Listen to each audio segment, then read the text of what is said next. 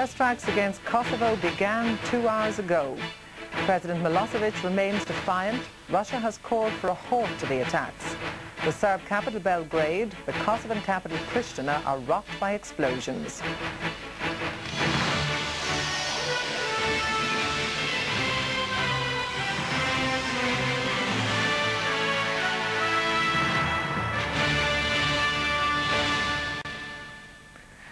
Good evening and welcome. NATO has launched airstrikes against Yugoslavia after its refusal to make peace in its dissident province of Kosovo.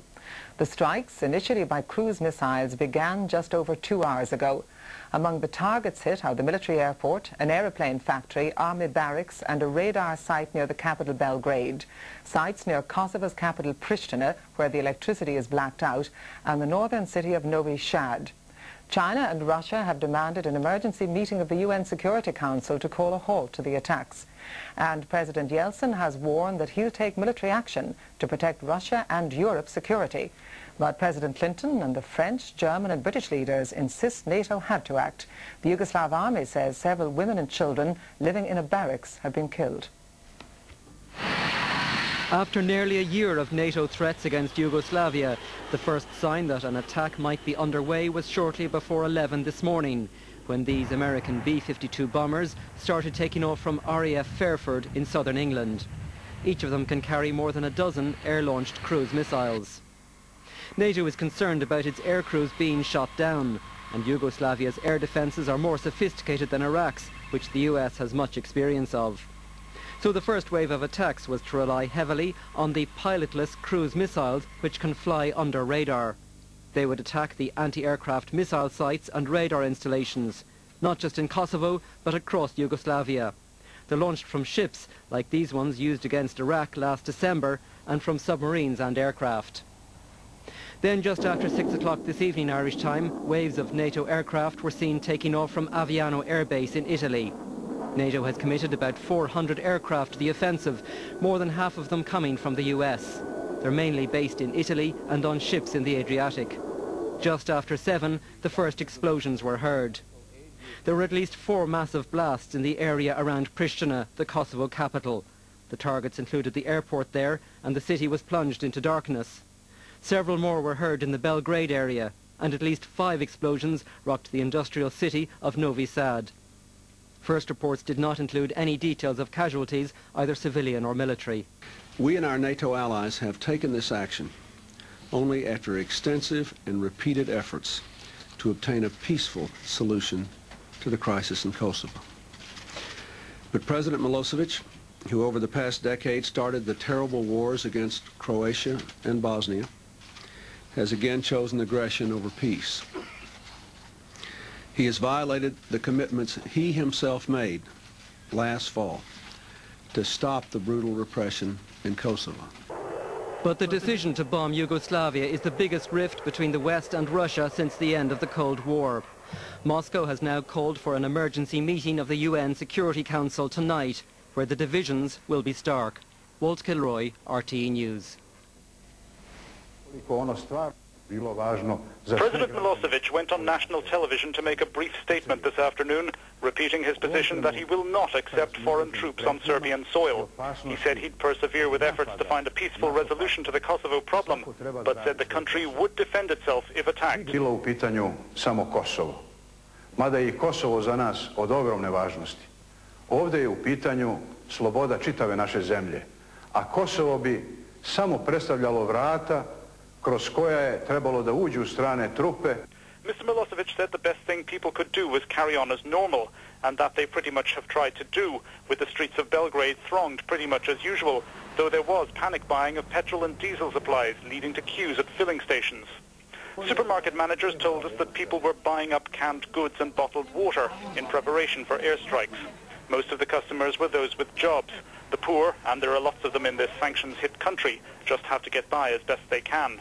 On the streets, the people appeared to back the government position. One man said he'd fought in Kosovo over the past 4 years, and if NATO troops came in here, hundreds of thousands of them would leave their bones behind in Serbia. The government has continued its clampdown on the independent media, last night closing Radio B92, the last non-state-controlled station in town. This afternoon, Police and Information Ministry staff closed down the satellite links used by Eurovision News and the Reuters news agency, the first time they've moved against the international media. While all this was going on, the bombers were taking off. At RAF Fairford in England, 8 of the giant B-52 bombers took off to begin their mission, each one carrying a cargo of cruise missiles.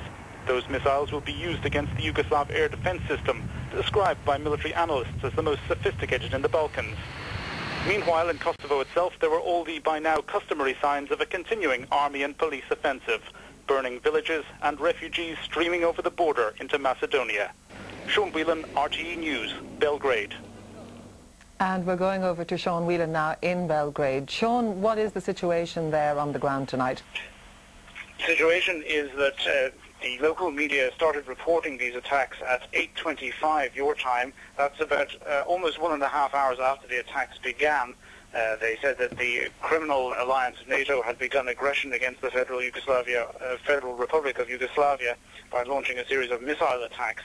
They also showed some film of a fireball over the Kosovo capital, Pristina, an orange dot moving through the sky at night. Presumably that was the exhaust of a cruise missile flying across the city. They've reported that the airfield south of Pristina has been hit in some missile strikes.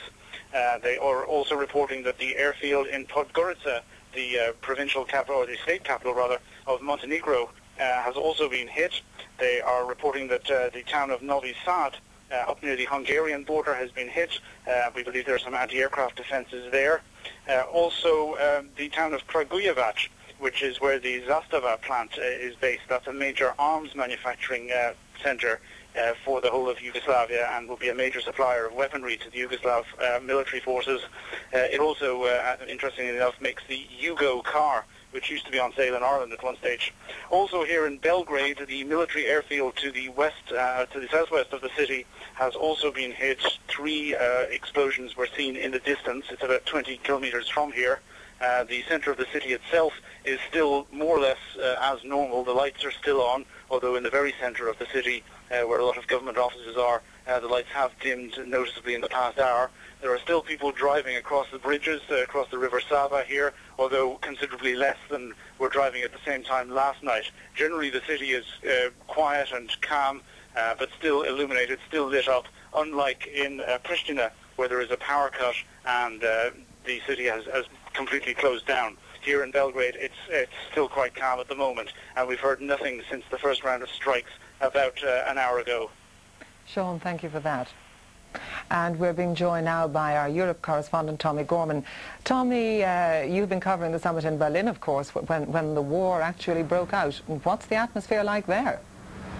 Oh, one of very, very deep concern indeed. I saw Tony Blair at lunchtime today and he was ashen. He obviously knew what was going to take place. I suppose the first confirmation we had of that, Anne, was at around 6:30 Irish time. Jacques Chirac gave a news conference where he said that Slobodan Milosevic had to be forced back to the negotiating table. Then we had a news conference from the German Chancellor Gerhard Schröder. Remember, this is the first time that the Luftwaffe have been in action over European skies since the Second World War. Schröder said to his people here, he said, there are likely to be casualties. The Parliament here in Germany supports this action. It's necessary and it is very serious. I suppose Bertie Ahern was the last EU leader to see the Russian Prime Minister Primakov at Shannon yesterday. He brought the message here that the Russians would be outraged by any bombing action. And I think European leaders have taken a gamble. They believe that because of the state of the Russian economy, while there will be a sense of outrage, that hopefully in time that fences will be mended with the Russians. And of course the summit debated many weighty matters, but I mean here we are now with a Europe war. What are the implications for the EU, Tommy? Well, remember, this particular summit was called to get the EU's finances in order so that it could prepare for enlargement. And those countries in Eastern Europe seeking to join the EU, they want to get into NATO as well. And up to now the Russians have been saying, well, we don't like that idea, but we won't oppose it. But certainly in the immediate future, and I suppose in the medium term, the Russians will be very wary of former Soviet former Iron Curtain countries getting involved with NATO as a result of today's actions. Tommy, thank you for that. The Minister for Foreign Affairs, David Andrews, has been speaking about tonight's airstrikes in Kosovo. He was speaking to our political editor, Donald Kelly, at the summit in Berlin. in the light of the unrelenting attitude of the President of Yugoslavia, what we tried to stop here through dialogue was a vast humanitarian tragedy. If you think of 250,000 people out of their houses over the last number of months, 60,000 people over the last month, and 25,000 people since last Friday. That was the sort of humanitarian catastrophe we're trying to stop. Unfortunately, it has failed. Is this the way to deal with that problem, this massive show of force in which many, many innocent people are going to die? I would have thought not, frankly, and we urged today and over the last number of weeks that dialogue try to resolve the problem, but tragically that hasn't happened. Of course, it would be a great thing if this man would listen to reason, but he's beyond reason, apparently.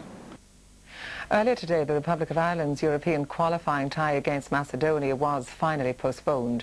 No new date has as yet been set. It's been a very long day for Mick McCarthy here at the Dublin Airport Hotel. The FAI's noon deadline to UEFA to resolve the situation came and went without a decision. I personally think the game should be off. But just after lunch, the complexion of things changed. As NATO warplanes took to the skies, the government advised citizens here not to travel, and Aer Lingus said it wouldn't be taking the team to the Balkans. Mid-afternoon, UEFA finally pulled the plug. Right, ladies and gentlemen, at 2:30 this afternoon, UEFA confirmed to us that they have agreed to the postponement of the game between Macedonia and ourselves, and they have asked us to keep October the 9th free as a possible refixture date. When the players got back from training, there was relief all round. Because we were just watching the news all morning, and it just doesn't look too safe out there. I mean, all the bombings are going to probably take place, I would say, when it gets dark, I would think. So it doesn't look too safe. You know, everybody seems to be flying out of the place, and they want to fly us in, so that doesn't look the best. As far as we were concerned, we were playing a match, although that's difficult in the circumstances when everyone's watching RTE and watching all the news and stuff like that. It's hard.